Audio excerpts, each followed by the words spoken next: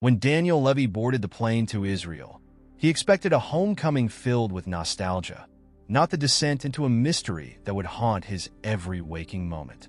Born to an Israeli mother and an American father, Daniel had spent his childhood summers in Tel Aviv, running barefoot along the sandy beaches and listening to his grandmother's tales of ancient curses and mystical relics.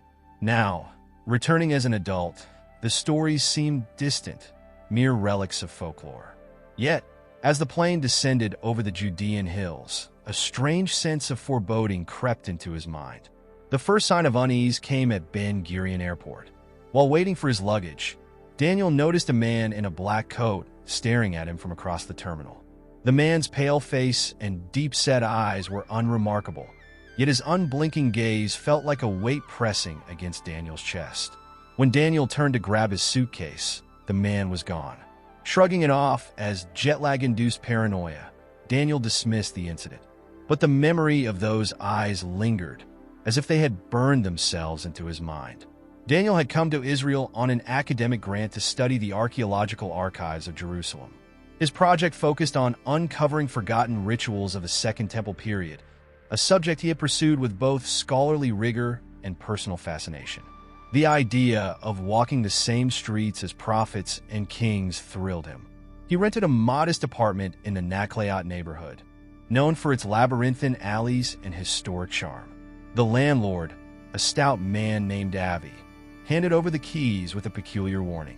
"This place has history," Avi said, his tone heavier than the cheerful grin on his face. "People say it's older than the houses around it. But you're young, and the old stories, they're just stories. Welcome to Jerusalem." The apartment was modest but cozy, its interior a mix of worn stone walls and modern furnishings. A faint smell of dust lingered in the air, mingling with a hint of incense that seemed to emanate from the walls themselves. As Daniel unpacked, he noticed an envelope tucked beneath a drawer in the bedroom. The paper was yellowed, the ink faded. It read, "Do not enter the alley after sundown. They watch, and they remember." The cryptic message sent a shiver down Daniel's spine. He folded the note and placed it in his journal, telling himself it was likely a prank left by a previous tenant. Yet, that night, as the sun dipped below the horizon and the ancient city was cloaked in shadows, Daniel felt an unease he couldn't explain. The silence outside his window wasn't peaceful. It was oppressive, like a void where sound dared not tread. The following day, Daniel threw himself into his research, spending hours in the Israel Museum's archives. The texts he pored over were fragments of prayers, rituals, and myths, stories of fire and sacrifice, of angels descending from the heavens, and of a mysterious entity called Ha-Shomer, the Watcher. The name appeared frequently in the scrolls, always in hushed, reverent tones. One passage caught his eye, "And the Watcher shall remain where the light does not reach, guarding the covenant of the forgotten. To awaken it is to unmake the world."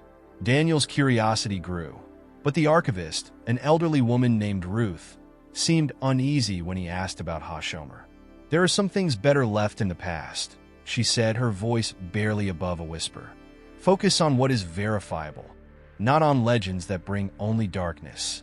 That evening, Daniel wandered the streets of Jerusalem, unable to shake the feeling that he was being followed.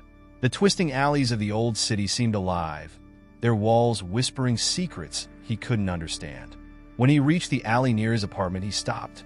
The shadows were darker there, unnaturally so. It was as if the light from the street lamps refused to enter, bending away as though repelled by an unseen force. Against his better judgment, Daniel took a step forward. The temperature plummeted, and the air grew heavy, pressing against his chest like a physical weight. Then he saw them, figures in the shadows, indistinct yet undeniably there. Their eyes glowed faintly, reflecting the dim light like a predator's in the dark. He stumbled back, heart racing, and sprinted to his apartment. Slamming the door shut, he collapsed onto the floor, gasping for breath. Outside, the silence was deafening. Whatever he had seen in the alley remained, watching, waiting. As Daniel sat trembling in his apartment, the note from the drawer replayed in his mind. They watch, and they remember. Sleep came sparingly to Daniel that night. Each time his eyes drifted closed, the faint glow of those eyes in the alley burned against the backdrop of his mind. The silence outside was oppressive, but it wasn't still. Every so often, a faint sound carried through the air, a shuffle, a whisper, or the faint scrape of stone against stone. Morning couldn't come quickly enough, and when the first light finally broke through his window, Daniel felt as though he had just survived some ancient siege. Determined not to let his imagination get the better of him, Daniel chalked the previous night up to fatigue and the power of suggestion. The note, the stories, the shadows, surely it was all coincidence. Still, a part of him couldn't shake the gnawing unease. To distract himself, he immersed himself in his work, delving deeper into the mysterious figure of Hashomer.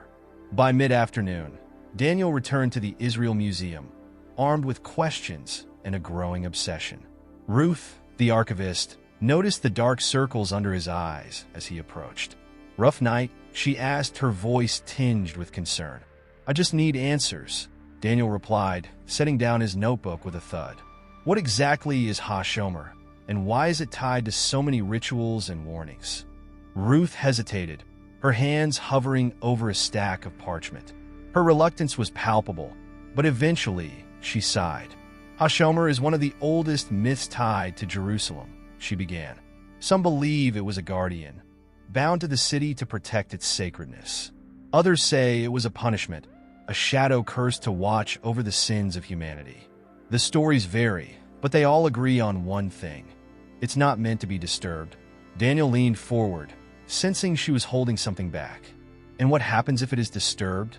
Her eyes locked onto his, her voice lowering to a whisper. "Madness. Death. Worse." She gestured to the exit. "Come back tomorrow. You should leave before nightfall." Her words stayed with Daniel as he wandered the city again, this time with more caution. His feet led him to the Church of the Holy Sepulchre, a place steeped in history and reverence. Inside, the air was cool, the dim light from candles flickering against the ancient stone walls. He felt a sense of calm, a reprieve from the strange tension that had followed him since his arrival. But even here, there were signs of the shadows he couldn't escape. An elderly priest approached him, his face gaunt but kind. "You carry a burden," the priest said without preamble. "Jerusalem reveals its truths to those who seek them, but some truths are better left hidden." Daniel froze. "What do you mean?" The priest gestured toward the church's lower levels, where the ancient tombs lay. "Beneath this city lies another city, one built on bones and secrets. The echoes of the past linger there, waiting for those foolish enough to listen." Ignoring the priest's warning, Daniel descended into the catacombs that snaked below the church. The air grew colder with every step, the stone walls narrowing as the light from above faded. The flicker of his phone's flashlight illuminated inscriptions carved into the walls. Ancient Hebrew, Aramaic, and Greek, all speaking of covenants, sacrifices, and a name repeated over and over: Hashomer. As he ventured deeper, a low hum began to resonate through the tunnels, a sound that seemed to come from the very stone. It wasn't mechanical or natural. It was alive, a vibration that prickled his skin and raised the hairs on the back of his neck. The hum grew louder as he approached a large, circular chamber at the end of the passageway. The room was unlike anything Daniel had ever seen.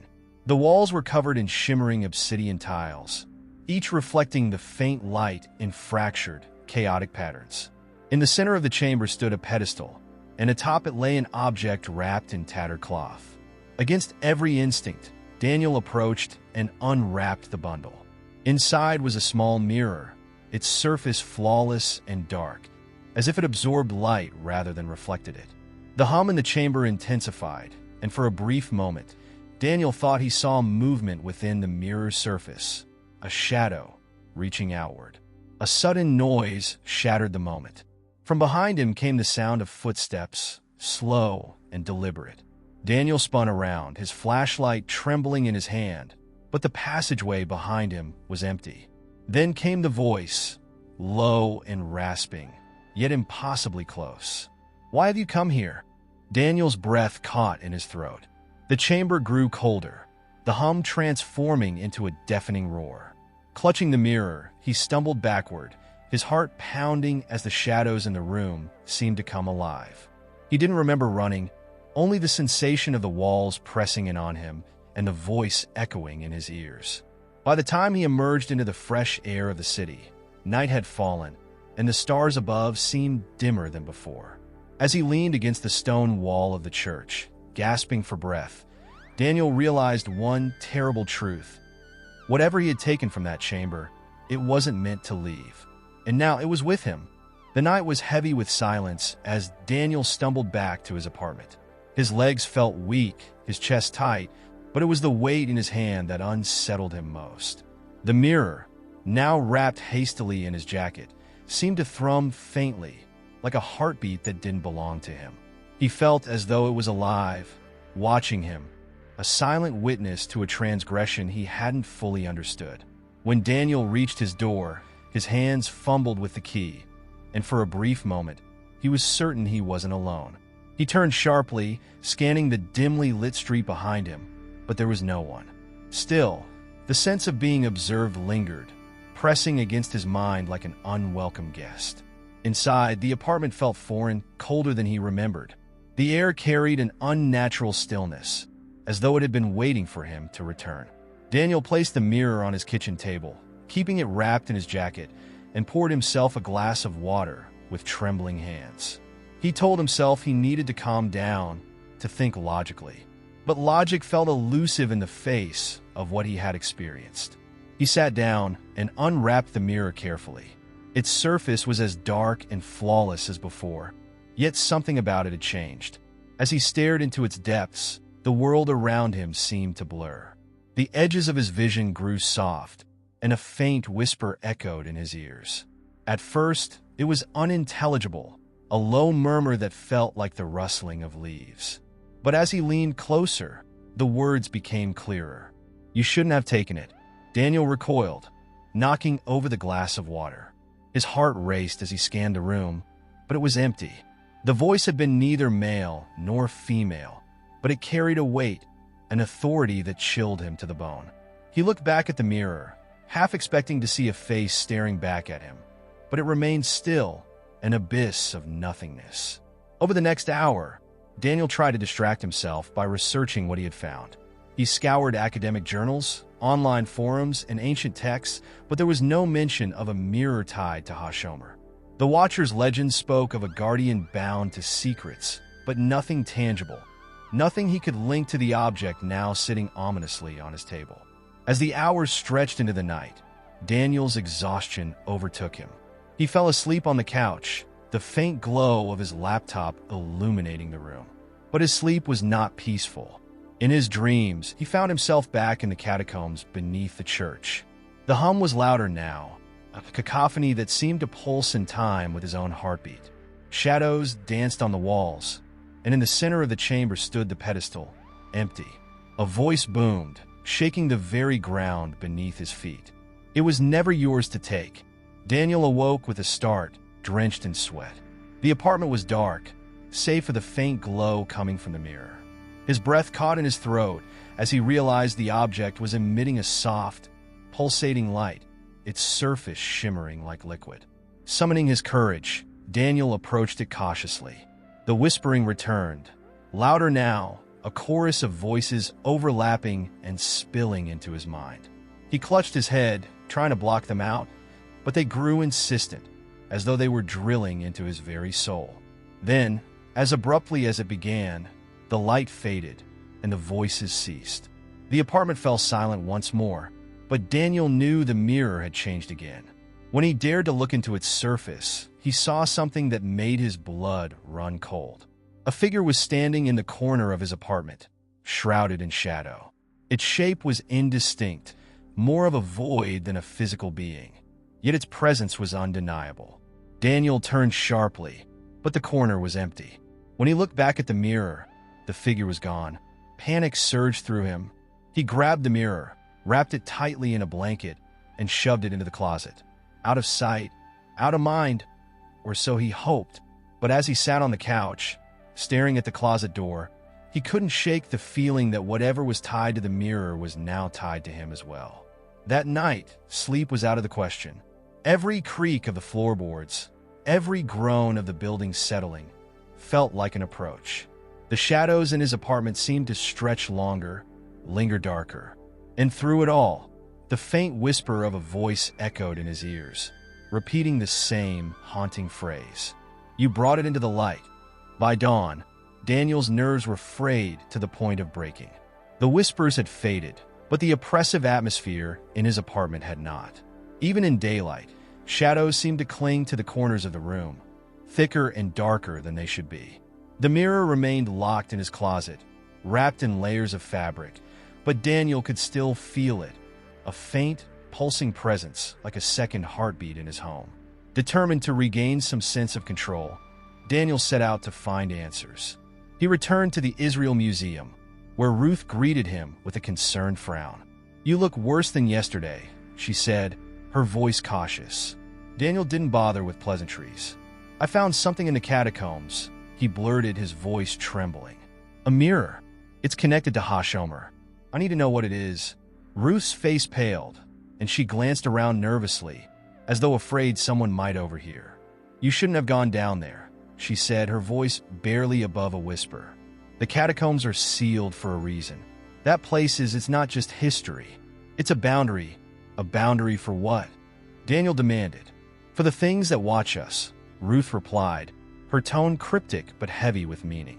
She hesitated, then gestured for him to follow her. "There's something you need to see." She led him to a restricted section of the museum archives, where ancient scrolls and texts were kept under lock and key. From a high shelf, she retrieved a thick, leather-bound book, its cover cracked with age. Opening it carefully, she flipped to a page filled with intricate illustrations and dense Hebrew text. "This is one of the earliest accounts of Hashomer," Ruth explained. "It speaks of a guardian bound to the city, not to protect it, but to watch over the sins buried beneath it. The mirror you found is not just an artifact. It's a conduit, a window to what lies beyond." Daniel's mouth went dry. "Beyond what?" "The veil," Ruth said simply. "A boundary between our world and something else. The mirror was meant to stay hidden, to keep whatever is on the other side from seeing us too clearly. By taking it, you've brought its gaze into the open." Daniel's pulse quickened as he stared at the illustration in the book. It depicted a dark figure, featureless and immense, standing over Jerusalem. Its eyes, or what passed for them, were hollow voids, yet they radiated an aura of power and malice.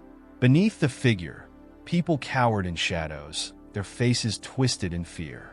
"Is there a way to put it back?" he asked, his voice cracking. Ruth hesitated, then shook her head. "Not easily. The rituals required to seal Hashomer are ancient, and even attempting them would be dangerous. You'd need someone who understands the old ways, someone willing to risk their life to set things right." Desperation clawed at Daniel's chest. "Then what do I do? Just wait for this thing to take me?" Ruth looked at him with a mixture of pity and fear. "You need to leave the city," she said. "Take the mirror far from here.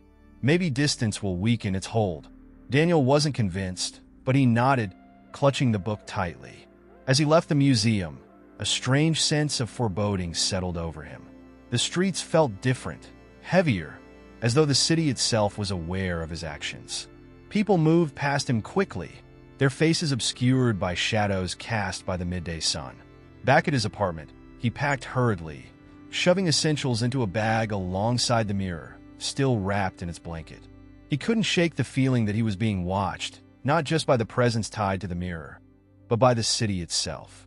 Before leaving, Daniel glanced one last time at the closet where the mirror had been hidden. The door was ajar, though he was certain he had closed it earlier. His stomach churned as he stepped closer, half expecting to see something lurking inside. But the closet was empty, except for a single word scrawled on the wall in a dark, viscous substance. "Stay." Daniel fled without looking back. As he drove out of Jerusalem, the city's ancient walls faded in his rearview mirror. But the weight in his chest didn't lift, and the road ahead seemed shrouded in a haze that wasn't natural. The further he drove, the more he realized the truth. The mirror wasn't just an object. It was a tether, and no matter how far he went, the shadow of Hashomer would follow. The desert stretched endlessly in all directions, a vast, empty expanse that seemed to swallow the horizon. Daniel gripped the steering wheel tightly, his knuckles white as he pushed his car further away from Jerusalem. The hum of the engine was the only sound, a monotonous backdrop to the chaos in his mind. The mirror sat in the passenger's seat, swaddled in blankets, yet its presence was palpable. It felt heavier than its physical weight, like it was pulling him into its orbit. For hours, he drove aimlessly, the sun beating down on the car and turning the interior into an oven. His only goal was to create as much distance as possible between himself and the city. Yet, no matter how far he went, the oppressive sense of being watched never left him. It clung to him like a second skin, an invisible tether that refused to break. As dusk fell, Daniel pulled into a small, nameless town. The streets were eerily quiet, with only a handful of people milling about. He found a rundown motel at the edge of town and checked in, avoiding eye contact with the bored-looking receptionist. His room was sparse, the walls yellowed with age, and the bed sagged in the middle. But Daniel didn't care about comfort. He just needed a place to think. After locking the door and drawing the curtains, he placed the mirror on the small table in the corner of the room. Unwrapping it felt like a mistake, but he couldn't resist the compulsion to see it again. As the blanket fell away, the surface of the mirror gleamed faintly, reflecting the dim light of the room. For a moment, it looked like any ordinary antique. Then the surface rippled. Daniel froze, his breath caught in his throat. The reflection twisted and warped, as though the mirror's surface had turned to liquid. Shapes began to form, shadowy figures that moved within the depths of the glass. At first, they were indistinct, mere smudges of darkness. But as Daniel leaned closer, he saw them more clearly, tall, gaunt forms with elongated limbs and hollow faces. Their eyes were empty voids, yet he felt their gaze pierce through him. One figure stepped closer to the surface, its form growing sharper. It reached out a spindly hand, and for a horrifying moment, Daniel thought it might breach the mirror entirely. But instead, it stopped, pressing its hand against the glass. The sound was faint, but unmistakable, a low, resonant thud that sent shivers down his spine. Daniel. The voice was a whisper, yet it filled the room, reverberating in his skull. He stumbled back, knocking over a chair in his haste. His mind raced as he tried to rationalize what he was seeing, but no explanation came. The figure in the mirror tilted its head, as if studying him. "You cannot run." The words hung in the air, heavy and final. Daniel's knees buckled, and he sank to the floor, his back pressed against the wall. His thoughts were a jumbled mess of fear and confusion. He wanted to scream, to destroy the mirror, to do anything that might sever his connection to the horrors it revealed. But he was paralyzed, unable to move. The figure retreated into the depths of the mirror, and the surface stilled.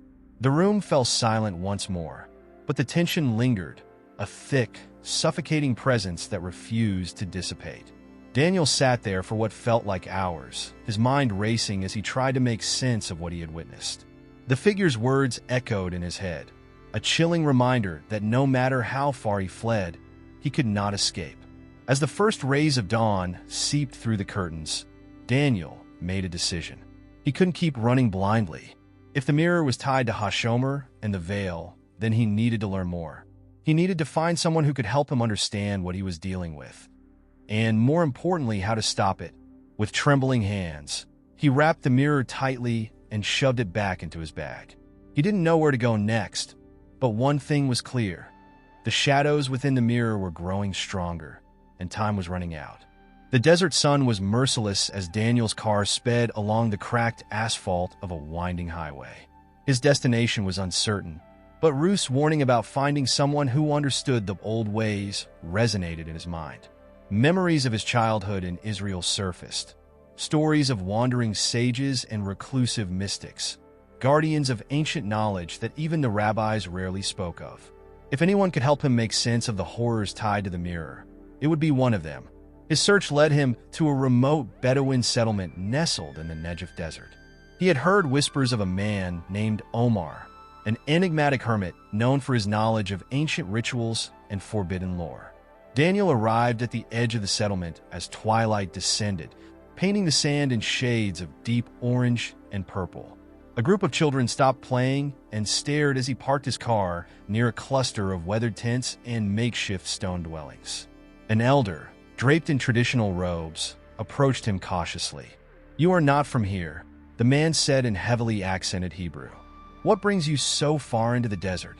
"I'm looking for Omar," Daniel replied, his voice strained. "I was told he lives near here." The elder's expression darkened, and he shook his head. "Omar is a man of shadows," he said. "Few seek him, and fewer leave unchanged. Are you sure you wish to find him?" Daniel hesitated, but the image of the figure in the mirror flashed in his mind. "I don't have a choice," he said. The elder sighed and gestured for Daniel to follow. He led him to a solitary stone hut perched on a rocky outcrop, far removed from the rest of the settlement. The air grew colder as they approached, and the wind carried an unnatural stillness that set Daniel on edge. The elder knocked on the heavy wooden door and muttered something in Arabic before stepping back. The door creaked open, and a man emerged. Omar was tall and gaunt, with a face etched by time and eyes that seemed to peer into the depths of a person's soul. His hair and beard were a tangled mess of gray, and he leaned heavily on a staff adorned with carvings that resembled runes. "You've brought trouble," Omar said, his voice gravelly but firm. His gaze fixed on Daniel, and a flicker of recognition crossed his face. "Come inside, quickly." The interior of the hut was dimly lit by oil lamps, their flames casting flickering shadows on the walls, which were lined with books, scrolls, and strange artifacts. The air was thick with the scent of incense, mingled with something metallic and sharp. Omar gestured for Daniel to sit at a small wooden table. "What do you seek from me?" Omar asked, studying him intently. Daniel hesitated, then placed the wrapped mirror on the table. This thing is tied to something ancient. Hashomer. It's haunting me. I need to know how to stop it." Omar's eyes widened slightly, and he reached out to touch the fabric. The moment his fingers brushed it, he recoiled, as though burned. "Foolish boy," he muttered. "You've meddled with forces you do not understand." "I didn't mean to," Daniel protested. "I found it by accident in the catacombs under Jerusalem. But now it's following me, watching me." Omar sighed heavily and rose to his feet. He retrieved an ancient-looking tome from a nearby shelf and began flipping through its pages. "The mirror is not merely an artifact," he said as he read. "It is a vessel, a prison for the Watcher. Hashomer was bound to it centuries ago, sealed by rituals long forgotten. By removing it from its resting place, you've broken the seal." Daniel's stomach churned. "Can it be put back?" Omar paused, his expression grim. "Perhaps, but the Watcher's gaze is already upon you. Its strength grows with each passing day, feeding on your fear. Returning the mirror may not be enough to undo the damage." "Then what do I do?" Daniel asked, desperation creeping into his voice. Omar closed the book and looked him in the eye. "There is an ancient ritual, but it is dangerous and incomplete. It requires both sacrifice and unwavering resolve. If you fail, the Watcher will not only consume you, but extend its reach beyond the veil. It will be free." Daniel's chest tightened. "Tell me what I need to do." Omar studied him for a long moment, then nodded reluctantly. "Rest tonight," he said. "Tomorrow we will begin, but be warned. Once you start down this path, there is no turning back." As Daniel lay on a makeshift cot in the corner of the hut, the wind outside howled like a mournful wail. Sleep eluded him, his mind plagued by visions of the figures in the mirror and the cryptic warnings Omar had given him. He felt the weight of his decision pressing down on him, heavier than the desert night. In the silence, he thought he heard the faintest whisper carried on the wind. "Daniel." Dawn in the desert came like a creeping ember, lighting the sands in hues of gold and crimson. Daniel sat on the cold stone floor of Omar's hut, his back pressed against the wall as he clutched a cup of bitter tea. He hadn't slept, The whispers that haunted him throughout the night were faint but insistent, rising and falling like the tide. Each time his eyes fluttered shut, he saw them, the shadowy figures from the mirror, their hollow faces leaning closer. Omar emerged from the adjacent room, his movements deliberate and heavy. In his hands, he carried a weathered leather-bound book and a small, ornately carved box. Setting both on the table, he glanced at Daniel, his sharp gaze a mix of pity and resolve. "Today, we begin the preparation," Omar said, sitting opposite Daniel. "If you are not ready, leave now. The Watcher thrives on doubt, and any weakness will doom you." "I'm ready," Daniel replied, though his voice betrayed the tremor of fear beneath his determination. Omar opened the book, its yellowed pages filled with ancient Hebrew and Aramaic script interspersed with symbols Daniel couldn't comprehend. Omar traced his finger along the text, muttering under his breath. Finally, he looked up. "The Watcher exists between two realms, the physical and the spiritual," Omar began. "The mirror serves as the barrier, the veil keeping it contained. When you disturb its resting place, you weaken that barrier. Now, it claws at the edges of our world." Daniel swallowed hard. "How do we stop it?" "There is a ritual," Omar said, tapping the book. "One that will restore the barrier, but it requires 3 elements. A connection to the Watcher, a place where the veil is thin, and an act of anchoring. A sacrifice to bind the seal." "A sacrifice?" Daniel echoed, dread curling in his gut. "Yes," Omar said firmly, "but that will come later. First, we must locate the right place to perform the ritual. The veil thins where great suffering or bloodshed has occurred. There is such a place nearby, an ancient battleground buried beneath the sands." Omar rose and opened a carved box, revealing a set of strange, bone-like tools and a small vial of what looked like blackened oil. He handed Daniel one of the tools, a dagger with runic carvings along the blade. "You must carry this at all times," Omar instructed. "It is attuned to the ritual. If the Watcher's influence grows, this will protect you, if only briefly." Daniel accepted the dagger, its weight unnervingly cold in his hand. As he stared at it, Omar began gathering other items, a length of rope, a bundle of herbs, and a small stone tablet inscribed with more runes. By midday, they were on the move, trekking across the sun-scorched desert toward the battleground Omar had described. The journey was grueling, the heat oppressive, but Omar pressed on with an almost supernatural endurance. Daniel struggled to keep up, his legs aching and his throat dry despite the water Omar had rationed. As they climbed a ridge, the landscape below shifted, revealing a stretch of land that seemed darker, almost charred. Even from a distance, Daniel could sense the unease emanating from it, as though the ground itself carried the weight of its violent history. "This is the place," Omar said, his voice grave. "Many died here in battles long forgotten. Their pain lingers, thinning the veil." The two descended into the valley, the air growing heavier with each step. When they reached the center, Omar began marking a circle in the sand with the stone tablet, muttering incantations as he worked. Daniel stood watch, gripping the dagger tightly, though he wasn't sure what he was expecting. Suddenly, the air shifted. A chill swept through the valley, unnatural in the desert heat. Daniel's breath fogged as he scanned the horizon, his pulse quickening. "Omar," he called, his voice barely above a whisper. "I know," Omar said without looking up. "It senses what we're doing. Stay inside the circle once it's complete." Daniel felt the ground tremble beneath his feet, faint at first but growing stronger. The shadows around them lengthened unnaturally, stretching toward the circle like grasping hands.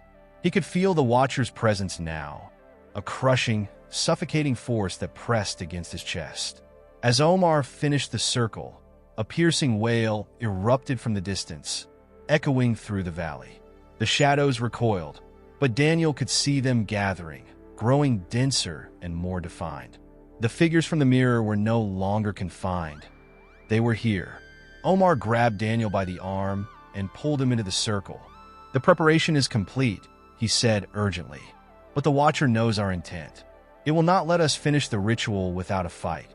Daniel looked into the distance, where the shadowy figures began to move toward them, their hollow eyes glowing faintly. He gripped the dagger tighter, his heart pounding. The battle for the veil had begun. The shadows advanced, their forms barely humanoid, flickering like smoke caught in a tempest. Their hollow eyes burned with a faint but malignant glow, and their presence exuded a dread so profound that Daniel felt as though the air itself was weighing him down. Every step they took seemed to drain the light from the valley, leaving the circle Omar had drawn as the only sanctuary against the encroaching dark. Omar remained calm, kneeling at the edge of the circle with his hands pressed to the sand. His lips moved rapidly, reciting incantations in an ancient tongue that Daniel could barely hear over the growing hum in his ears. The shadows halted just beyond the circle's edge, swirling and writhing as if testing the invisible boundary. One of them, a taller, more defined figure, leaned forward, its form flickering before solidifying. It opened its mouth, but no sound came out. Instead, the words arrived directly in Daniel's mind, searing and cold. "You cannot undo what has been awakened." Daniel stumbled back, clutching the dagger so tightly that his knuckles whitened. His heart raced as the words echoed in his head, drowning out even his own thoughts. He turned to Omar, who was still chanting, his voice steady but strained. "Omar, they're talking to me," Daniel whispered hoarsely. "They will try to break your resolve," Omar replied without looking up. "Do not listen to them. Focus on the dagger. It will ground you." The shadow spoke again, its voice sharper now, more insistent. "He lies. The dagger cannot save you. He knows the cost of what you seek." The figure raised a smoky hand, pointing at Omar. "Ask him what he has sacrificed to stand here." Daniel's gaze snapped to Omar, the doubt clawing at his mind. Omar's face, illuminated faintly by the circle's protective glow, betrayed no emotion.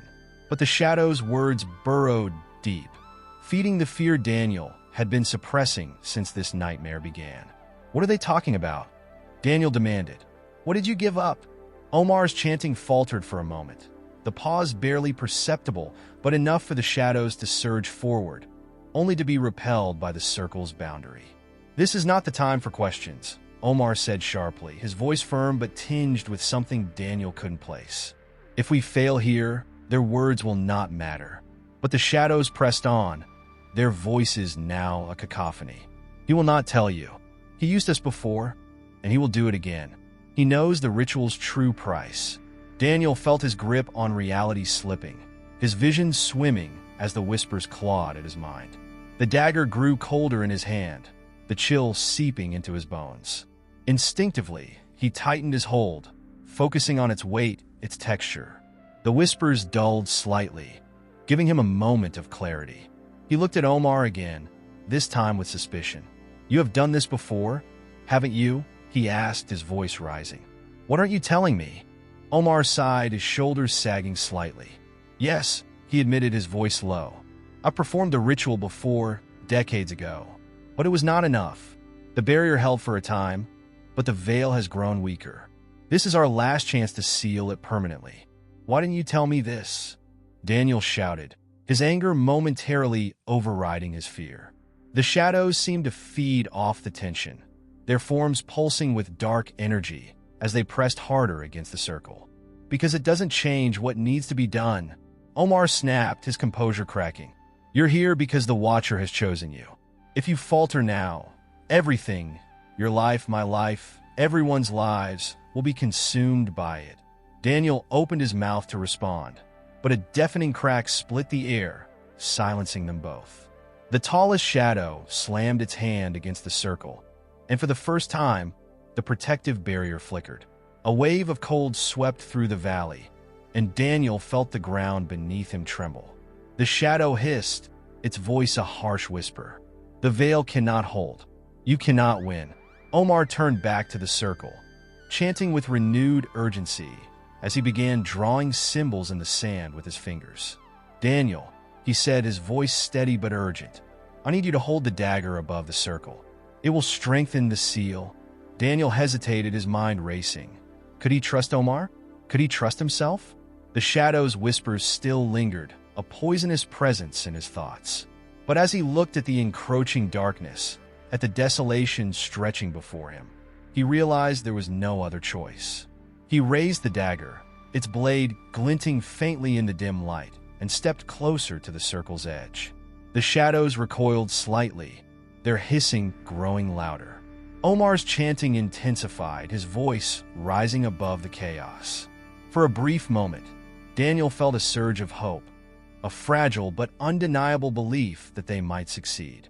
But as the tallest shadow leaned forward again, its glowing eyes fixed on Daniel, it spoke once more, its voice cutting through the air like a knife. "You will seal the veil, but at what cost? Look into the dagger. See your future." Against his better judgment, Daniel glanced at the blade. For the briefest of moments, he saw something. His reflection, but older, worn, and hollow. His hands trembled, and doubt seeped back into his heart. And the circle flickered again. As the circle flickered, the air within the valley grew impossibly cold. The shadows surged, their forms pressing against the weakening barrier like waves crashing against a breaking dam. Daniel's hands trembled as he held the dagger aloft, its blade shimmering with an unearthly light that seemed to pulse in rhythm with his frantic heartbeat.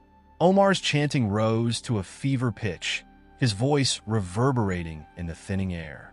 But no matter how loud he shouted, the whispers of the shadows seeped through, invasive and relentless. "Look into the blade. Know the price you will pay." The voice came from the tallest shadow, a figure so solid now it seemed more human than smoke.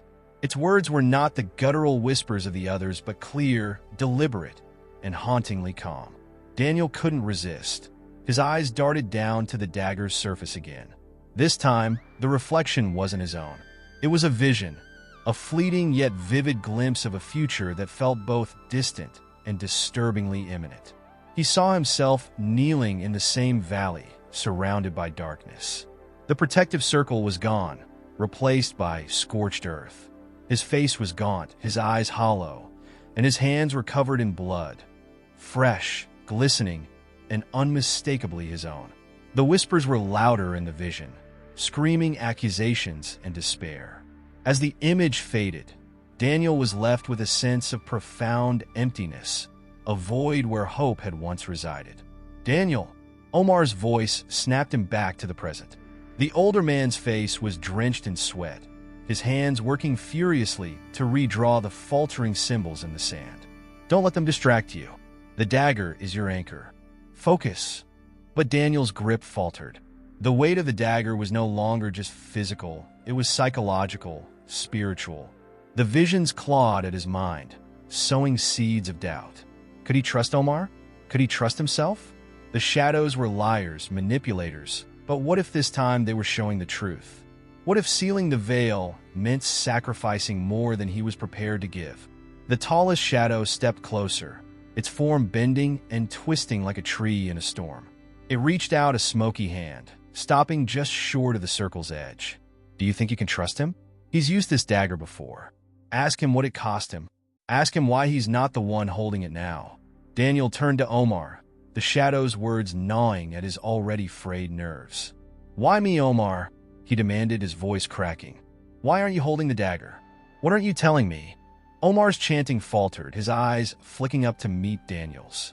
For the first time, there was something in his gaze that Daniel couldn't ignore: guilt. The older man hesitated, his lips pressed into a tight line. "Because the dagger only answers to the chosen," he said finally, his voice heavy with resignation. "And I am no longer worthy." "What does that even mean?" Daniel shouted, his anger boiling over. "What did you do?" "I tried to seal the veil once before," Omar admitted, his hands shaking as he pressed them into the sand. "But I wasn't strong enough." He paused, the words catching in his throat. "I sacrificed someone I loved." The ritual demanded it. The revelation hit Daniel like a physical blow. The shadows cackled, their voices merging into a symphony of derision. "There it is, the truth. He will ask the same of you, Daniel. The veil demands blood. Always blood. Is that true?" Daniel asked, his voice barely above a whisper. "Will it demand the same from me?" Omar didn't answer immediately. His silence was answer enough. The shadows surged forward again, their movements growing more erratic as the circle's glow dimmed further. "We don't have time for this," Omar shouted. "If you let them distract you, the veil will tear open, and none of this will matter." But Daniel couldn't move. The dagger felt impossibly heavy in his hand, its cold blade biting into his palm. The vision, Omar's confession, the whispers, it was too much. Doubt and fear coiled around him like the shadows themselves, suffocating and inescapable. The tallest shadow leaned closer, its glowing eyes locking onto Daniel's.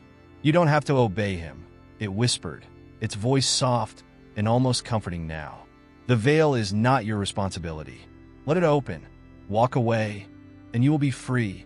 Daniel's knees buckled, and he sank to the ground, the dagger slipping from his grasp and landing in the sand. The moment it left his hand, the shadows surged forward, pressing harder against the circle's edge. The tallest one reached out again, its hand passing through the barrier for a split second before Omar's frantic chanting pushed it back. "Pick it up!" Omar screamed, his voice breaking. "Pick up the dagger, or we're all doomed." But Daniel couldn't move. He stared at the dagger, its blade now dull and lifeless, and felt the weight of the choice before him. The shadows whispered promises of freedom and peace, while Omar's desperate pleas reminded him of the stakes. The world itself seemed to hold its breath, the valley suspended in a terrible, fragile silence. And then, in that silence, Daniel made his decision. The choice was made in a split second, though Daniel would later remember it as though it had taken an eternity. He grasped the dagger again, his fingers trembling around its cold hilt. The vision of the future, a dark, empty world where he was nothing but a hollow shell, was still vivid in his mind, but something deeper within him overpowered it. He had come too far, endured too much, to back down now. The whispers of the shadows clawed at his mind, but Daniel pushed them aside, focusing solely on the task at hand. Omar's chant had shifted into a rhythmic incantation, each word ringing louder and more insistent in the still air. The circle shimmered, its glow brightening as Daniel lifted the dagger above the ground. The shadows shrieked in fury, their forms warping violently as if they could sense the power in the air. The valley, once quiet and still, began to tremble under the weight of the growing tension. "You think you can stop us?" The voice of the tallest shadow boomed, its presence overwhelming. "You think the veil can be sealed without consequence?" Daniel steeled himself, meeting the figure's gaze. "I don't care about the cost anymore," he said, his voice steady despite the fear gnawing at his insides. The words felt alien coming from his mouth, yet they were true. He didn't care about the price. All that mattered was stopping the darkness from consuming everything he loved. As if hearing his thoughts, the shadows recoiled. "Then you have already sealed your fate, and we will take everything you have left." The air grew colder, the oppressive weight of the shadows settling around them like a heavy fog. Daniel could feel the presence of something ancient and powerful, something that had been lurking just beyond the veil for far longer than he could comprehend. It was as if the earth itself was holding its breath, waiting for the outcome of this final confrontation. And in that moment, Daniel realized the true magnitude of what he was about to do. He had been naive to think that simply holding the dagger would be enough. The power it contained was not something to be wielded lightly. It wasn't just a weapon, it was a pact that had been forged long ago, with a price so steep that it could break the soul of anyone who dared to pay it. Omar's voice rose, chanting the final words of the incantation. The air vibrated with energy, the earth beneath them trembling violently as if it were about to split apart. The circle began to glow brighter, its edges sharp and defined. But as the energy built to its peak, a sudden, overwhelming pain shot through Daniel's chest, doubling him over. His vision blurred, and he gasped for breath, feeling as though the very essence of his being was being torn from him. "The price of power is always paid in blood," whispered the shadows, their voices now an echoing chorus in Daniel's mind. "And you have no idea what you've just agreed to." Daniel's heart pounded in his ears as the pain intensified. His hands clenched around the dagger, the cold steel digging into his palm. He could feel something stirring within him, something dark and ancient, an energy that had been waiting for him to give in. But he didn't back down. He couldn't. He had already made the decision. He had already chosen. Suddenly, the pain stopped, as if the very air had shifted. The shadows screeched, their voices becoming frantic. The veil was closing. The ritual was succeeding. The circle's light flared brightly, pushing back the dark, forcing the shadows to recoil into the void they had come from. And then, just as suddenly as it had started, the tremors ceased. Silence enveloped the valley once more. Daniel collapsed to his knees, the dagger falling from his hand as he gasped for breath. He could feel the remnants of the dark energy still swirling within him, but it was no longer overpowering. The weight on his chest had lifted, though his body ached with the remnants of the toll he had just paid. Omar dropped to his side, breathing heavily, sweat pouring down his face. He had collapsed just moments earlier, his energy clearly spent. For a long moment, neither of them spoke. They simply stared at the remnants of the circle, now fading back into the sand. The valley, once filled with the oppressive weight of shadows, was eerily still. The threat had passed, but for Daniel, the victory felt hollow. The price had been paid, yes, but what had he truly gained? The dagger had done its work, but at what cost? The shadows were gone, for now, but the darkness within him remained. The whispers had told him the truth. The power he had just wielded would never be without consequence. And though the veil was sealed once more, Daniel knew in his heart that the battle was far from over. Omar, though physically drained, seemed to regain some of his composure. He turned to Daniel, his expression unreadable. "It's done," he said softly, "but you will feel the consequences of your choice. The dagger never forgets." Daniel nodded silently, his mind swirling with the weight of his actions. He had stopped the darkness, but at what cost?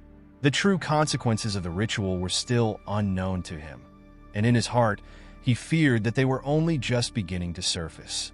The night stretched on, and the valley remained still. But the storm inside Daniel's heart raged on, louder than ever. The veil was sealed, but for how long? And what price would he continue to pay for the power he had claimed? The answers to those questions were still beyond his reach. But Daniel knew one thing for certain. This was only the beginning. The weight of Daniel's decision still pressed on him, even as the days passed. He tried to move forward, to continue with his life as though nothing had changed, but he couldn't shake the lingering sensation that something was wrong. Something fundamental had shifted within him. It wasn't just the physical toll. It was deeper, more insidious. His mind, once clear and focused, now seemed clouded by an ever-present fog. His thoughts were no longer his own. They were twisted, manipulated by forces he had only begun to understand. He tried to speak with Omar, but the older man had become increasingly distant. Omar's warnings had been clear, and his actions spoke louder than any words could. The price of the power they had sealed was not just a simple toll. It was a slow, creeping rot, one that would not be denied. It was as if the world itself had started to reject Daniel. Everywhere he went, people's gazes lingered a moment too long, as if they saw something in him, something wrong, something unsettling. It wasn't just paranoia. He could feel it, the discomfort, the subtle alienation that grew with each passing day. One evening, Daniel stood on the balcony of his apartment, staring out at the city below. The lights flickered in the distance, a stark contrast to the empty darkness inside him. The hum of everyday life around him seemed distant, as if he were watching it from another reality. A feeling of being untethered, of slipping further away from the world he once knew, gripped him. The shadows inside him were no longer a distant memory. They were here, in the present, clawing at the edges of his mind, always there, always waiting.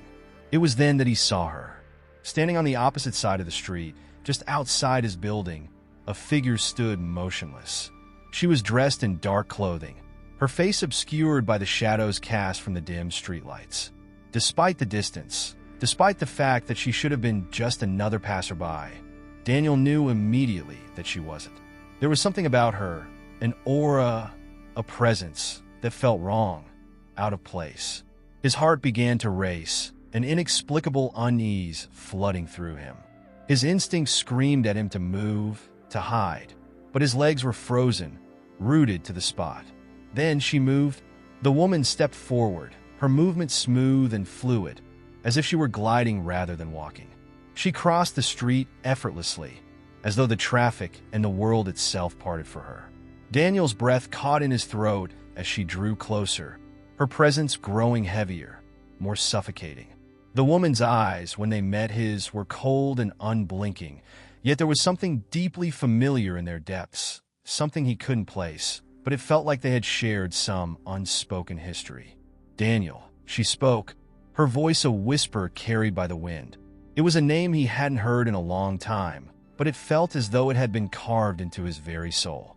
He stepped back, his pulse quickening. "Who are you?" The woman did not answer. Instead, she took another step toward him, her face now visible in the pale light. The sight of her face sent a shock through Daniel's system, a jolt of recognition that made him stagger backward. It was not the face of a stranger, but someone he had known long ago, someone he thought he had left behind. But how could that be? She was supposed to be gone. "You think you sealed the darkness," she said, her words soft but cutting through the still air with chilling precision. "But it never leaves. It only waits." Daniel swallowed hard, trying to find his voice, trying to make sense of the situation. "No," he whispered, This isn't real." "Oh, but it is," she replied, her lips curling into a faint, almost pitying smile.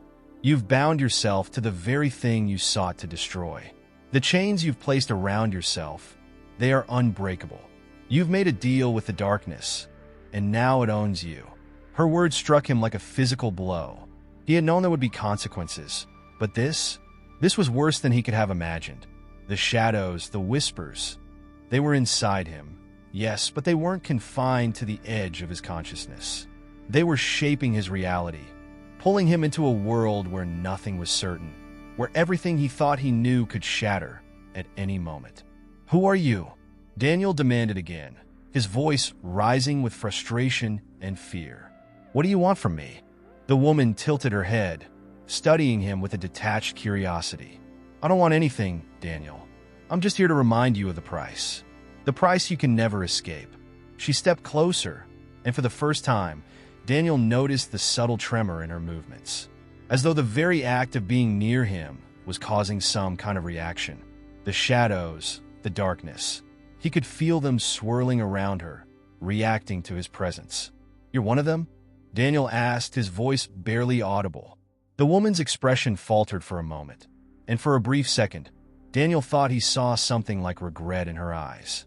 Then it was gone, replaced by the cold indifference he had first seen. "Not anymore," she said, her voice flat. "But I know what you've become. I know what you've allowed to happen." She stepped even closer, her presence now overpowering, suffocating. "You can't fight it, Daniel. It's too late for that." As the words sank into him, Daniel felt a cold grip around his heart. The realization was clear. He had been walking a path he could never turn back from. His mind, his soul had already been claimed. He had thought the shadows were external, that he could battle them, but now he saw the truth. They had always been within him. The woman's smile faded, and she turned to walk away, leaving him standing on the balcony, alone. As she disappeared into the darkness, Daniel was left with the crushing certainty that he had no way of escaping the consequences of his choices. The chains were already there, wrapped tightly around his heart. There was no undoing them, no redemption, only a future bound to the darkness he had sought to control. In the days following the mysterious encounter with the woman, Daniel could feel himself slipping further away from reality. The shadows no longer lingered at the edges of his mind.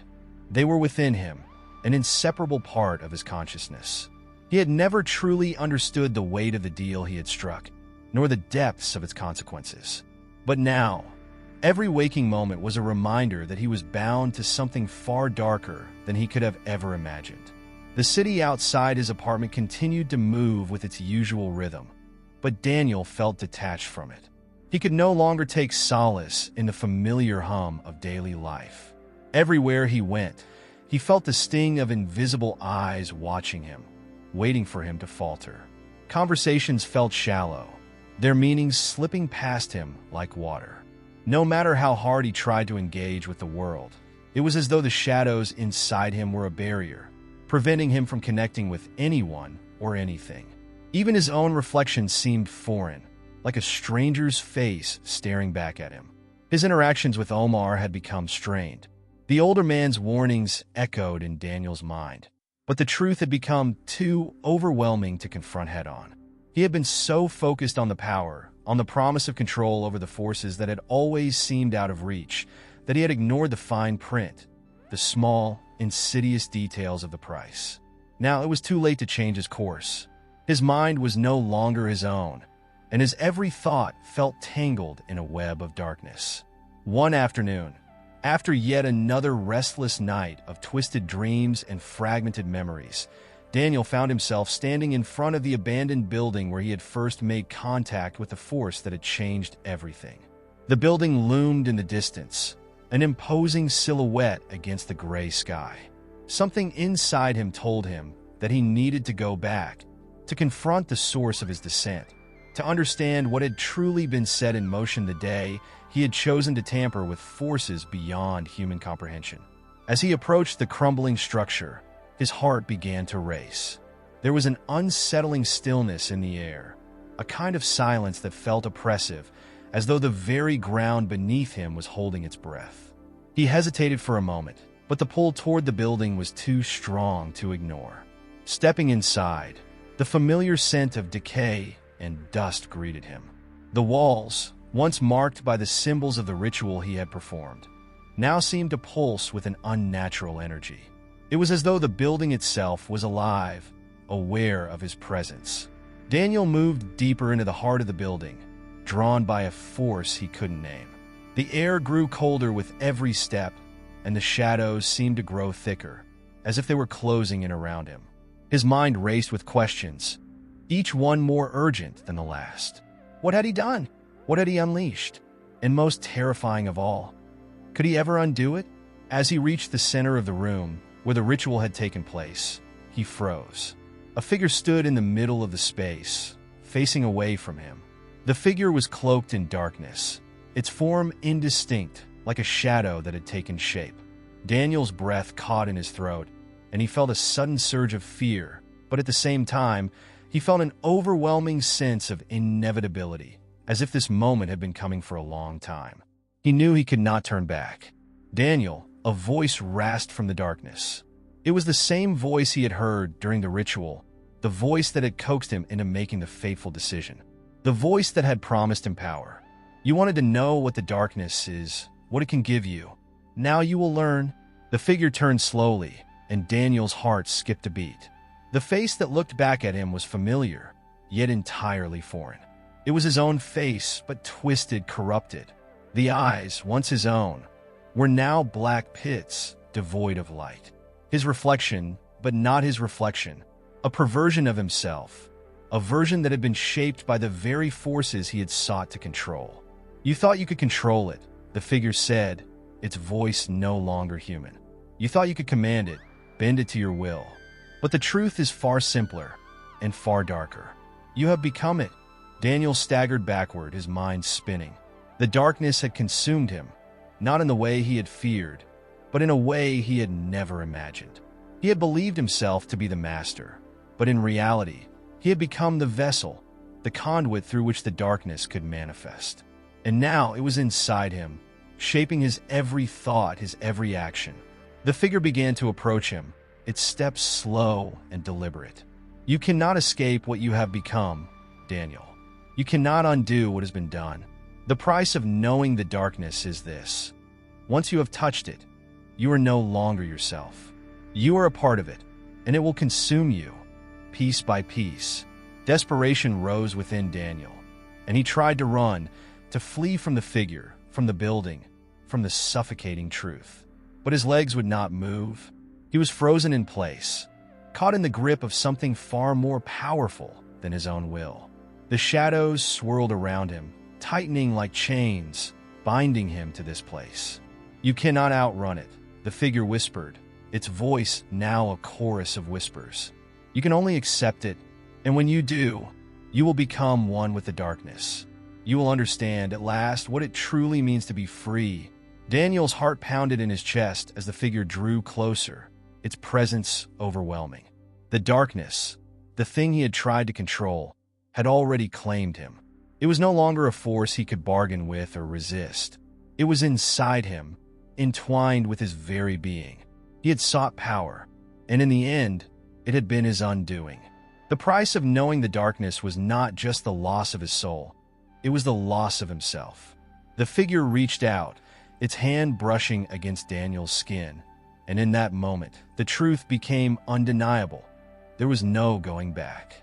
In the days following his encounter in the abandoned building, Daniel's perception of reality began to crumble even further. The shadows inside him had not simply remained as silent intruders. They had become a part of his consciousness, inextricably woven into his every thought, every sensation. At first, it had been a subtle shift, like a change in the way the air felt around him. But now it was undeniable. He could hear their whispers in the quiet moments, those voices from the darkness, guiding his every decision, twisting his desires into something unrecognizable. His interactions with others had become strained. Daniel found it difficult to connect with anyone, even those he had once considered friends. Their words felt hollow, their faces distant, as though they belonged to another world.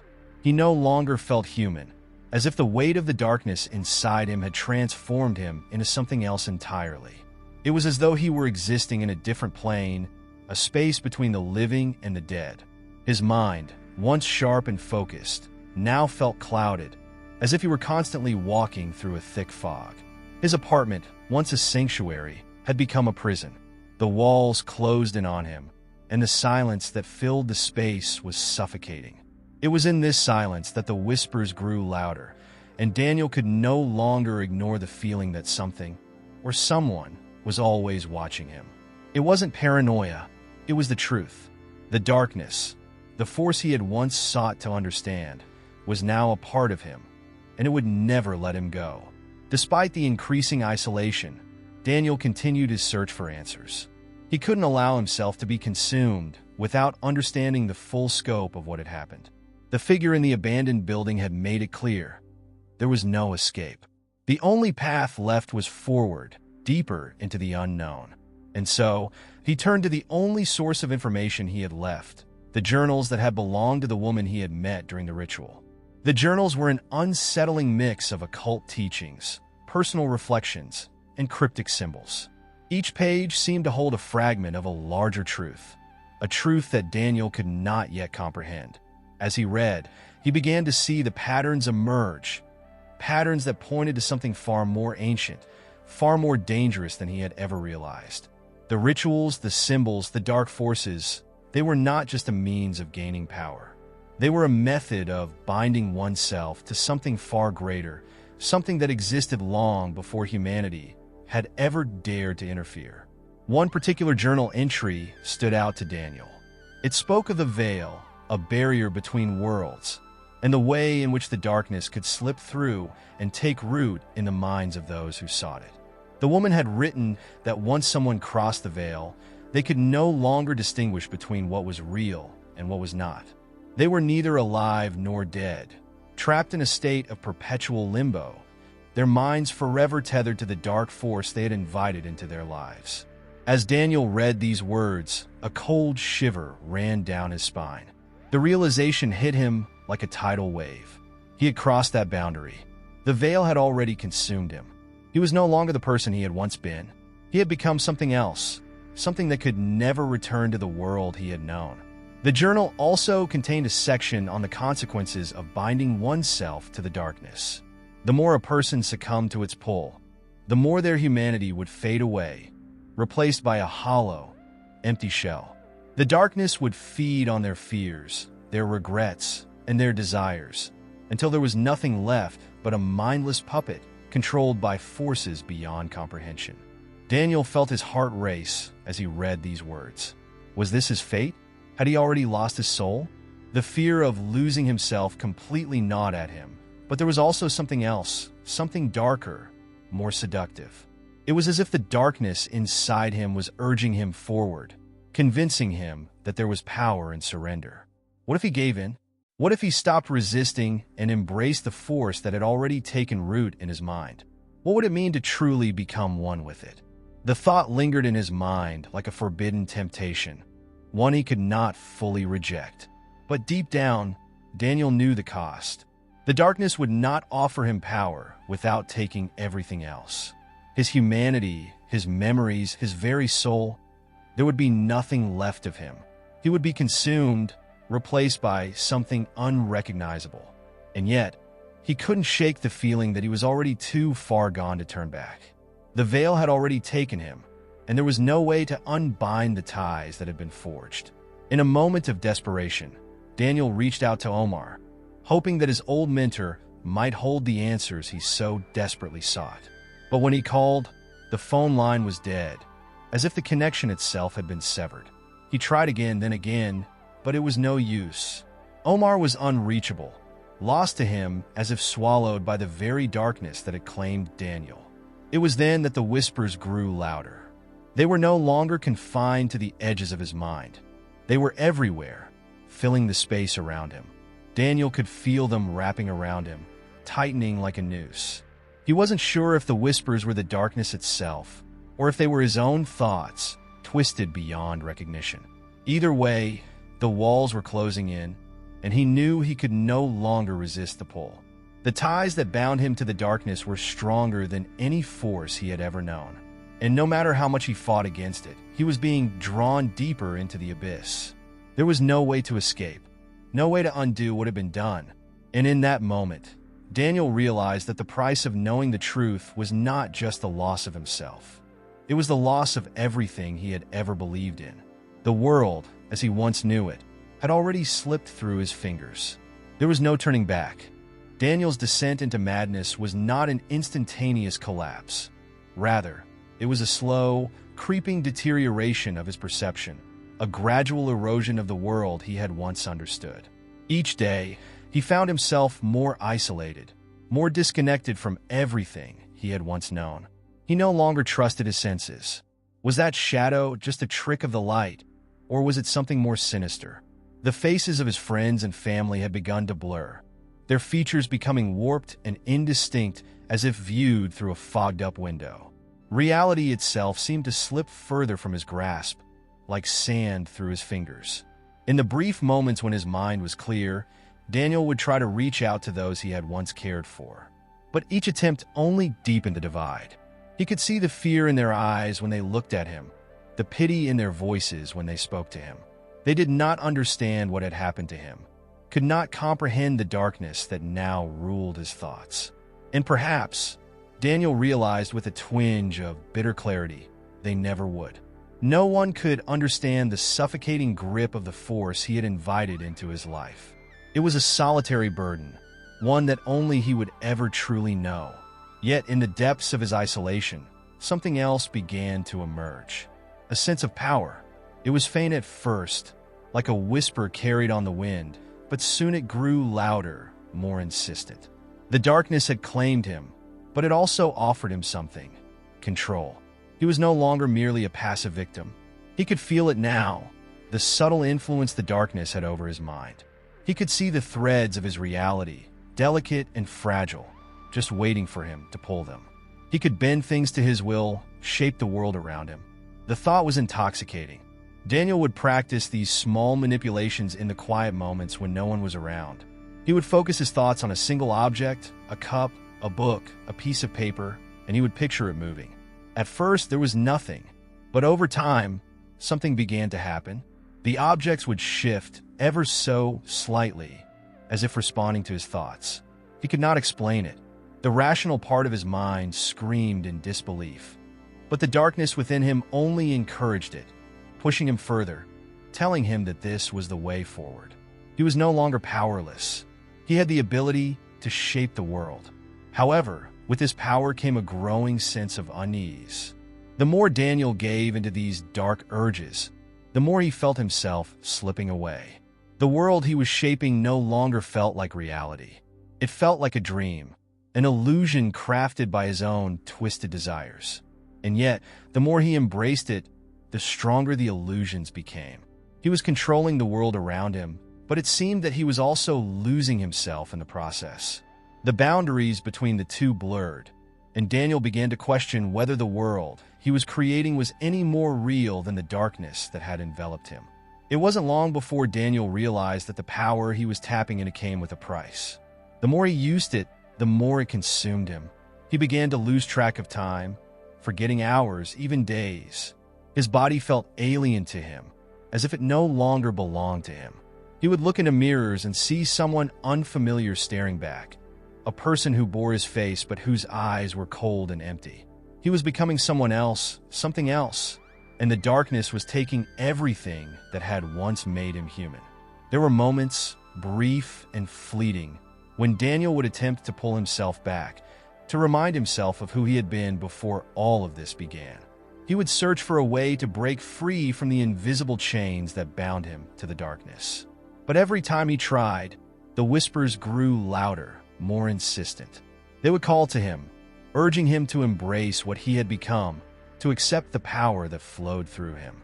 There was no escape, no release. The darkness was inextricable from his being, a part of him as much as his own skin. It was during one of these moments of desperation that Daniel stumbled upon an old photograph hidden in a drawer, one that he hadn't seen in years. It was a picture of him and Omar, taken before all of this madness had begun. They were smiling, standing side by side in a park, completely unaware of the horrors that would soon unfold. For a fleeting moment, Daniel allowed himself to remember what it had been like to be normal, to be at peace. But that moment quickly faded, replaced by the crushing reality of what he had become. Omar was gone, lost to the shadows, and Daniel was alone. There was no one left to save him. In the days that followed, Daniel's grip on reality continued to slip. He no longer left his apartment. He no longer interacted with anyone. The whispers, now a constant presence in his mind, told him that there was no need for the outside world. Everything he needed was right here, within him. He had the power to create, to destroy, to reshape the world as he saw fit. All he had to do was surrender completely, to let the darkness consume him entirely. But deep within himself, Daniel knew that this would be his final step. There would be no coming back from it. To fully embrace the darkness was to lose everything that he had once held dear.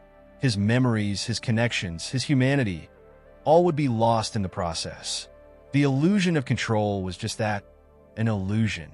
And yet, the darkness was seductive, offering him everything he had ever desired, but at a terrible cost. Daniel stood at the precipice, knowing that one final step would seal his fate. It was then that the full weight of his choices pressed down on him. He had always believed that he was in control of his life, that he could shape his destiny with his own hands. But the truth was far darker. The darkness had never been something external, something he could fight against. It had always been a part of him, a seed planted long ago, and now it was growing uncontrollably. He had never truly been in control, not of his life, not of his fate, not of the darkness itself. It was too late for him now. The ties that bound him were too strong to sever. As Daniel sat motionless in the darkness of his apartment, he could feel the oppressive weight of the decisions he had made pressing in on him, like an invisible force that was slowly suffocating him. His body was no longer his own. His limbs felt heavy, disconnected, as if they were moving on their own accord, driven by the very darkness that had overtaken his mind. The world outside had ceased to exist.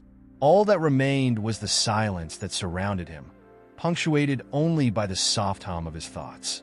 It was in this silence that Daniel began to fully comprehend the magnitude of what he had done. He had given in to the darkness, allowed it to consume him, and now it was in control. The power he had once reveled in had become a prison, and the more he tried to break free, the tighter the walls seemed to close in around him.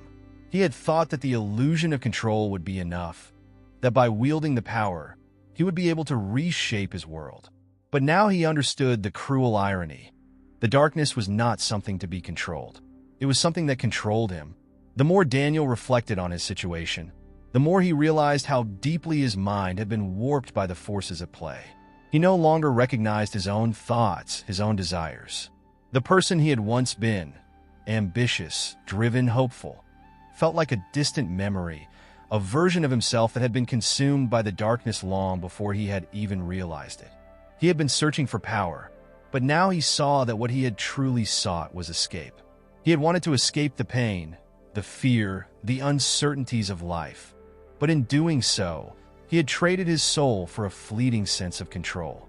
In the quiet moments, when the darkness seemed to momentarily retreat, Daniel would catch a glimpse of the life he had left behind.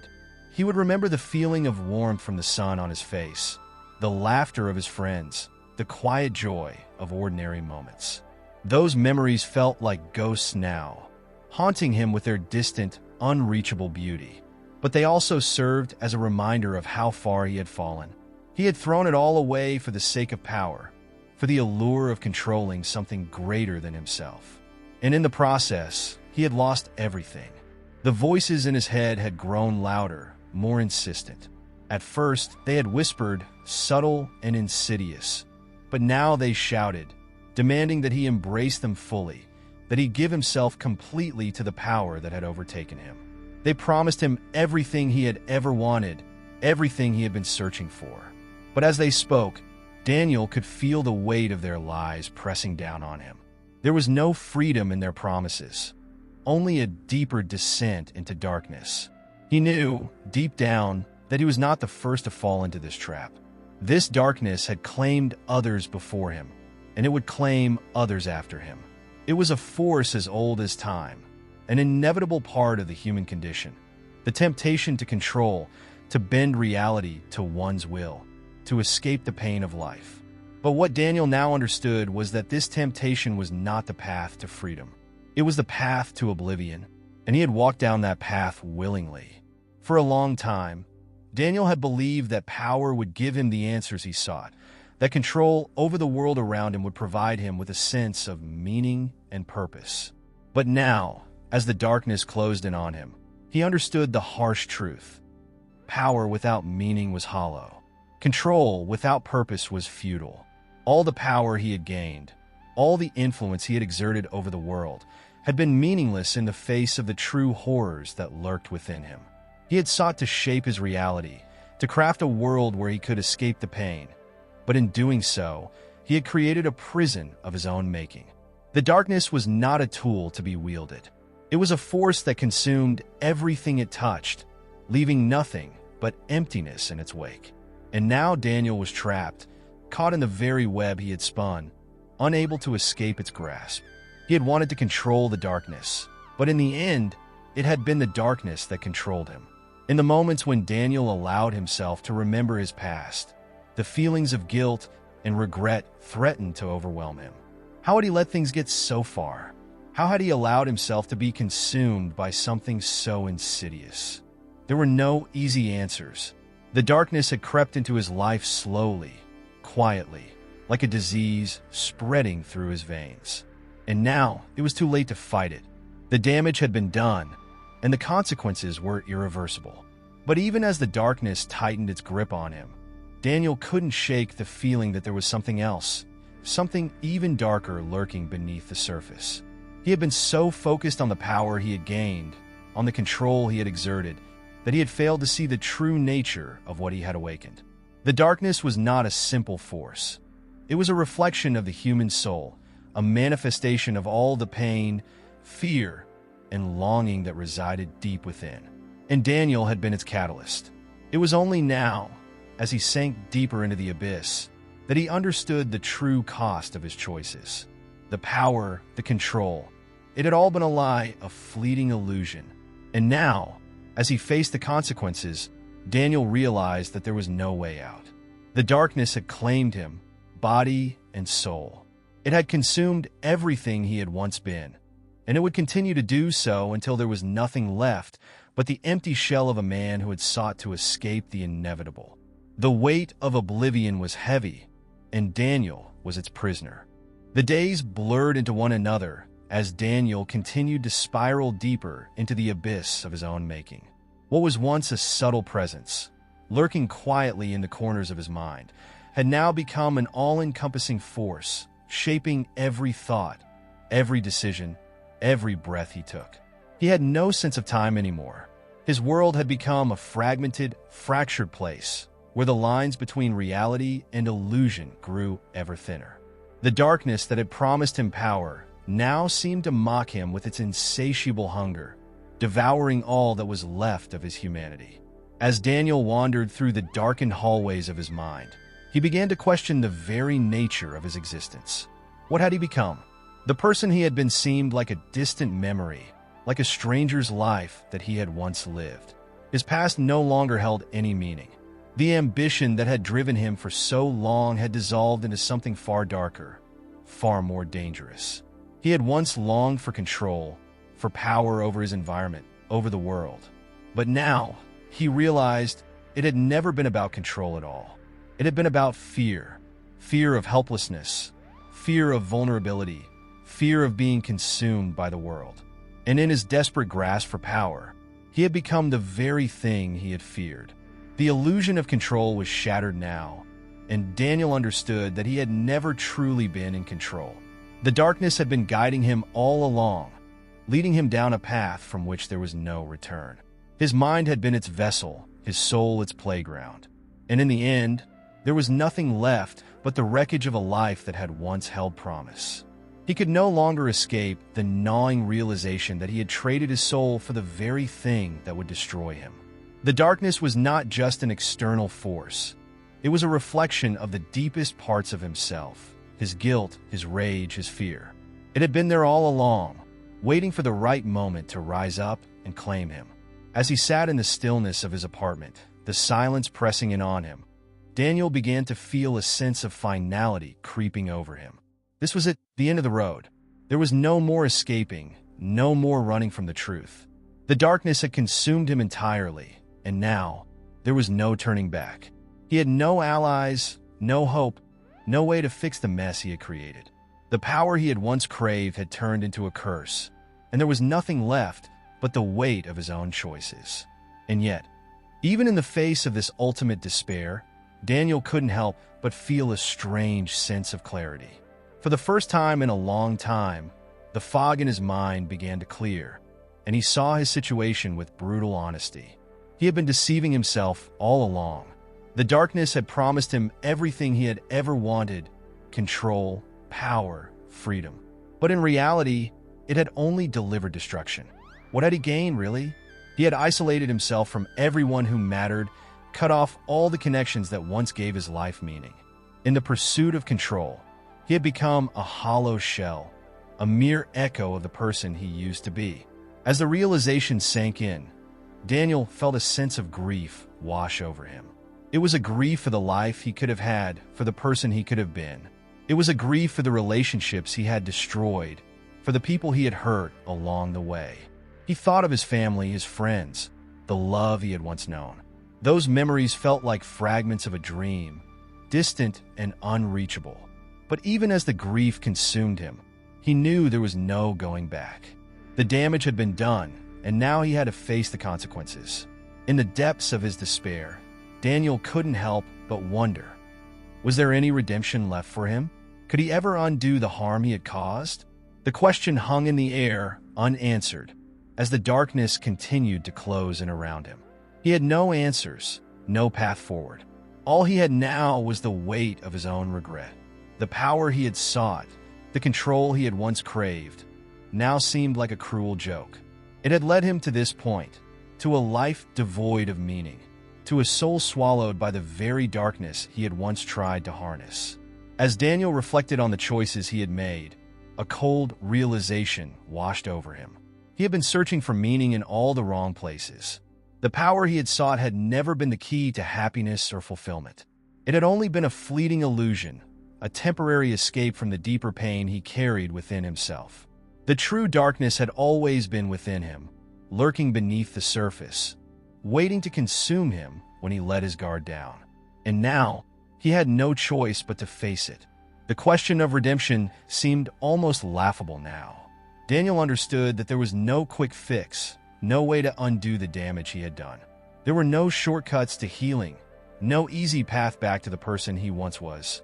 The road ahead was long, uncertain, and fraught with the consequences of his actions. But even in the face of this crushing reality, Daniel felt a strange sense of acceptance begin to form within him. He had fallen. He had lost everything.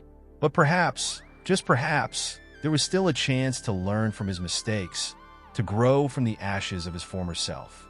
As the darkness closed in on him, Daniel realized that his journey was far from over. He had not reached the end. The final unraveling was only the beginning. What came next would depend on the choices he made, on how he confronted the darkness within himself. It was a daunting thought, one that filled him with a mixture of dread and reluctant hope. But for the first time in a long time, Daniel was ready to face it. Whatever happened next, he would no longer be running. The journey of redemption, if it existed at all, would begin here. After everything Daniel had endured, after falling into the depths of darkness and confronting his own demons, there was an eerie calm that settled over him. It was a silence that didn't bring peace, but rather the ominous feeling of something being poised, waiting. Daniel had come to realize that his battle with the shadows of his soul was not over. He had survived, yes, but he hadn't truly won. And as the days passed, an unsettling thought began to gnaw at him. Could he ever truly escape the web he had woven for himself? It was in the midst of this quiet reflection that the memories began to resurface. At first, it was just a flicker, an image, a name, something barely perceptible at the corner of his consciousness. But as days stretched into weeks, the memories grew stronger, clearer, more vivid. They were fragments of his past, moments he had long forgotten, buried under the weight of his obsession with power and control. These were the pieces of himself that he had tried to erase, the parts of him that were once whole, but now seemed foreign, as if they belonged to someone else. Among the memories that crept back into his mind, one stood out above all the others. A woman, a name he had not spoken in years, Layla. She had been a significant part of his life before everything had spiraled out of control. She had been someone who understood him in ways that no one else did. Someone who saw the light in him even when he couldn't see it himself. But as his pursuit of power deepened, as he became consumed by the darkness, he had pushed her away. He had ignored her calls, dismissed her concerns, and ultimately let her go. And now, as her face resurfaced in his mind, Daniel realized with a shudder that he had never fully understood just how much he had lost by letting her slip away. Layla had been the one person who had tried to warn him. She had seen the signs of his descent, the subtle changes in his behavior, and had tried to reach out to him. But he had been too blinded by his ambitions, too driven by the idea that power could fill the void inside him. Now, he couldn't help but wonder what would have happened if he had listened, if he had allowed her to stay in his life. Would he have avoided the horrors that had consumed him? Would he have been able to maintain his humanity? It was impossible to know. The damage had been done. The past was irreversible. But in this moment, as his mind reeled from the resurfacing memories, Daniel realized something even more troubling. The darkness had not only consumed his present, it had now reached into his past, distorting it. He had made choices, terrible choices, that had led him down this path. But in his mind, the memories were now distorted, warped by his own guilt and regret. He could no longer distinguish between the truth and the lies he had told himself to justify his actions. As Daniel continued to struggle with these revelations, he began to sense that something more sinister was at play. It wasn't just his past that was haunting him. It was something else, something that was creeping into his reality. The darkness that had followed him for so long, the presence that had whispered in his ear and pushed him further into the abyss, was not content to leave him in peace. It was returning to him, stronger than ever, this time with a force that was both familiar and terrifying. One evening, as Daniel sat alone in his apartment, staring at the shadows that stretched across the walls, he felt a cold breath on the back of his neck. It was a chill that had no source, a presence that made his skin crawl. His heart began to race, and for the first time in what felt like ages, he was paralyzed by fear. It was as if the darkness had found him again, not in the form of an external force, but as something much more personal. The very fabric of his reality was unraveling, and he could no longer tell where his mind ended and the darkness began. In that moment of terror, Daniel was struck by an epiphany. The darkness was not just a manifestation of his inner fears. It was a reflection of the world he had built around himself. It was the culmination of every decision, every compromise, every sacrifice he had made in the name of ambition. The darkness had always been there, feeding off his desires, his guilt, his regrets. And now it had grown too powerful to ignore. The realization hit him with a force that left him breathless. The darkness was not something that could be defeated by sheer willpower, nor was it something he could escape. It was a part of him, a part that he could no longer deny. The only way forward was not to fight against it, but to face it head-on, to confront the very things he had been running from for so long. But the price of that confrontation was not something he was ready to accept. The darkness, in all its insidious power, had a price for everything it took. And Daniel knew that to face it fully would mean giving up what little control he had left over his own fate.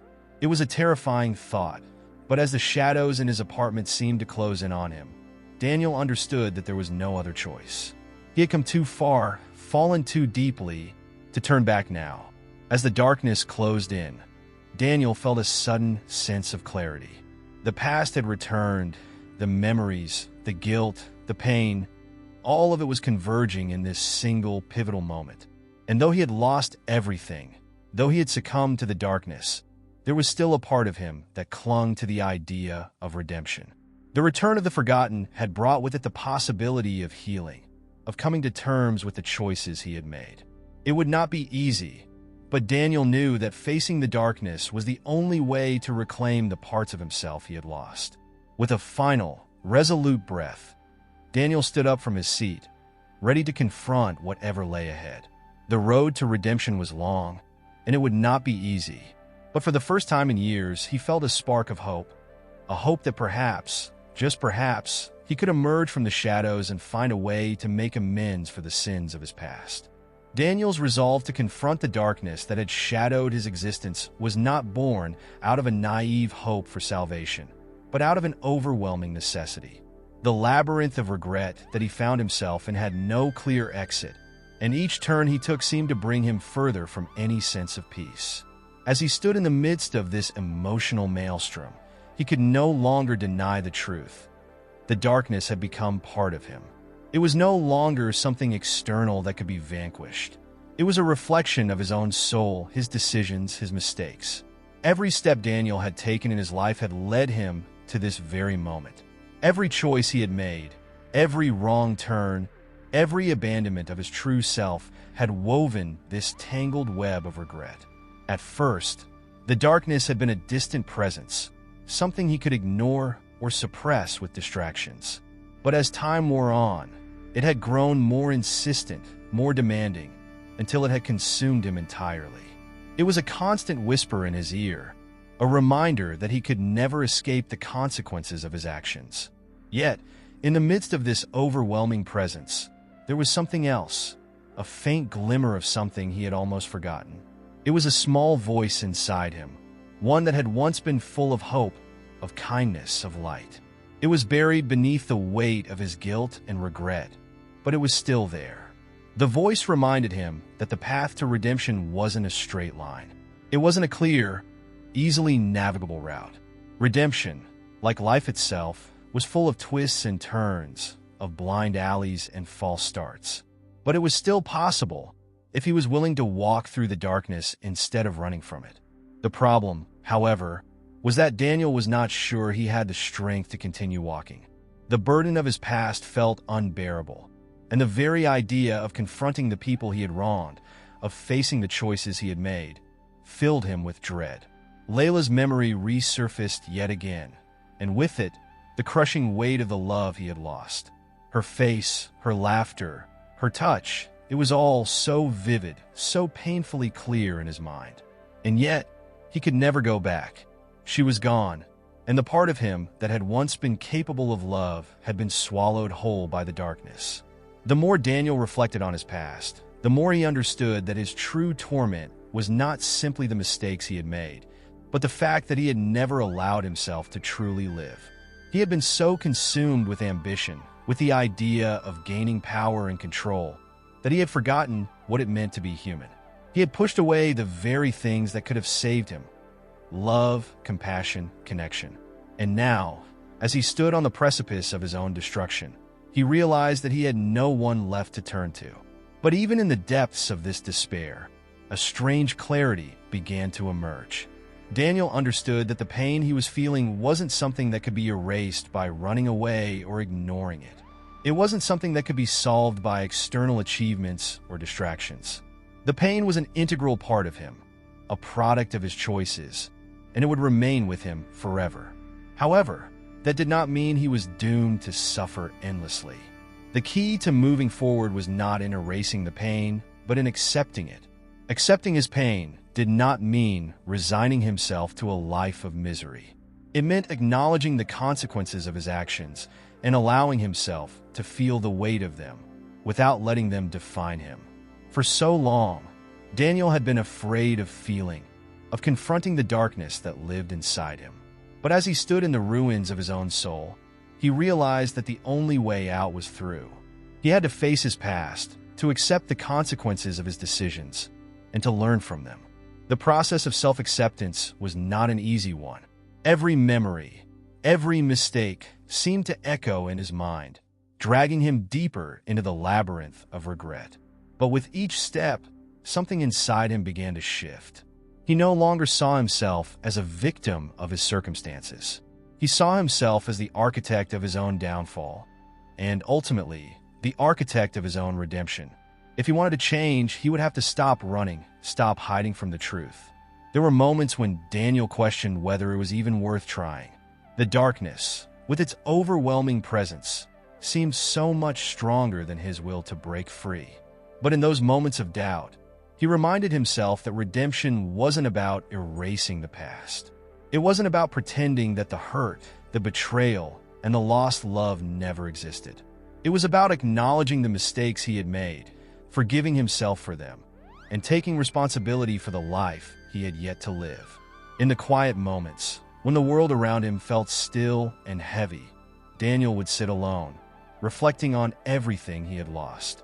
He thought of Layla, of the love that had slipped through his fingers, and of the darkness that had consumed him in the years that followed. And yet, as he thought about it all, he realized that there was one thing he still had: the ability to change. He could never undo the past, but he could control the future. And that, he knew, was his only chance at redemption. But the road ahead was still uncertain. Daniel had taken the first steps toward facing the darkness that had defined his life for so long. But he knew that the journey was far from over. He had no illusion that the path to healing would be easy or quick. The labyrinth of regret was vast, and every turn seemed to lead him deeper into the unknown. But for the first time in a long while, Daniel felt a flicker of hope, a hope that, with time and effort, he could find his way out. As the days stretched into weeks, Daniel felt the burden of his past slowly starting to shift, though not in the way he had hoped. The feeling of progress he once experienced began to fade, replaced by a growing sense of unease. It was as though the very act of confronting his demons had unearthed even darker, more insidious forces lurking beneath the surface.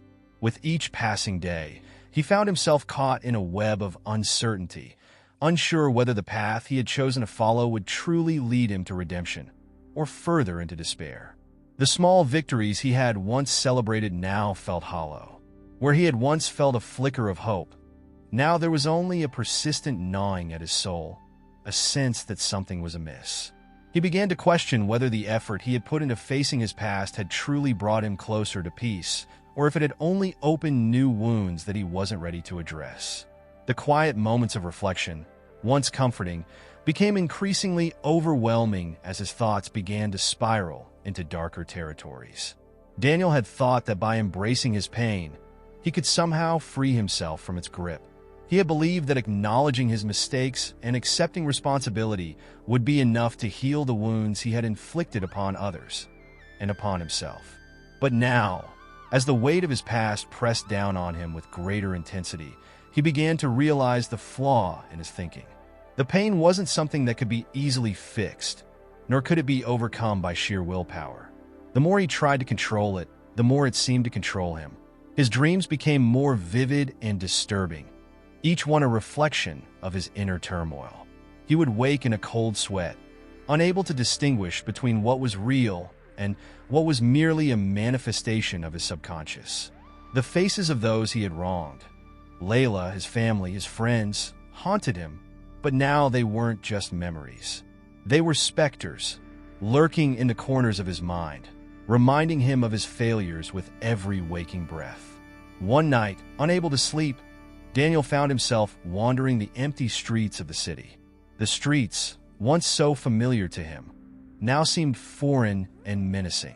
The shadows stretched long and twisted, as though the world itself was a reflection of his inner chaos. He walked aimlessly, not knowing where he was headed or why he was out there in the first place. All he knew was that the walls he had built around himself were starting to crumble, and he was being forced to confront the full extent of his own weakness. In the silence of the night, Daniel found himself reflecting on his choices, not just the ones that had led to his downfall, but the ones that had shaped him into the man he had become. He realized that his obsession with control, with success, had blinded him to the things that truly mattered. He had pushed away love, friendship, and vulnerability, all in the name of power and security. And now, as the darkness closed in on him, he realized that he had lost more than he had gained. But in that moment of clarity, Daniel also recognized something else. He had the ability to change. He had the power to undo the damage he had caused, not by erasing his past, but by learning from it. It was a painful realization, one that brought with it the bitter taste of regret, but it was also a liberating one. For the first time in a long while, he allowed himself to feel something other than guilt. He allowed himself to feel the faint stirrings of hope. Yet even as hope began to take root, Daniel could not shake the feeling that something was coming. He had no words to describe it, only an instinctual sense that his life was on the verge of a major shift. Something was about to unravel, something he couldn't yet understand. It was as though the universe itself was testing him, pushing him to the edge of his sanity, daring him to either confront the truth or be consumed by it. As he stood on the precipice of this unknown future, Daniel felt a deep sense of fear. The fear wasn't just about facing his past. It was about facing the consequences of his choices in real time. It was about understanding that no amount of self-reflection or apology could undo the damage he had done. Some things, once broken, could never be fully repaired. But even in the face of that grim reality, Daniel also understood that he had no choice but to move forward. His journey had not been one of quick fixes or easy answers. It had been a journey through the darkest recesses of his soul, and he had no illusions about what lay ahead.